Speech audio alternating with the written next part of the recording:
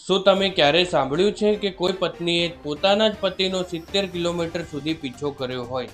જી હા, મધ્યપ્રદેશના રીવાથી એક ચોંકાવનારો કિસ્સો સામે આવ્યો છે, જેને સોશિયલ મીડિયા પર ખળભળાટ મચાવી દીધો છે. વાત છે રીવાની એક મહિલાની, જેને લાંબા સમયથી પોતાના પતિની હરકતો પર શંકા હતી. એક દિવસ જ્યારે પતિ ઘરેથી નીકળ્યો, ત્યારે પત્નીને ખાતરી થઈ ગઈ કે આજે કંઈક ગરબડ છે.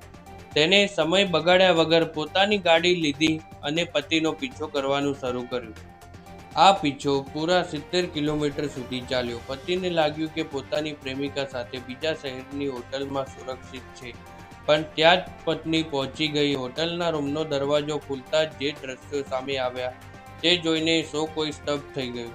તો આ હતી રીવાની આખી ઘટના. આ બાબતે તમારું શું કહેવું છે? શું પત્નીએ કરેલો આ પીછો યોગ્ય હતો? કમેન્ટમાં તમારી રાય જરૂર જણાવો. અને આવા જ વાયરલ કિસ્સાઓ માટે અમારી ચેનલ સબસ્ક્રાઈબ કરવાનું ભૂલતા નહીં.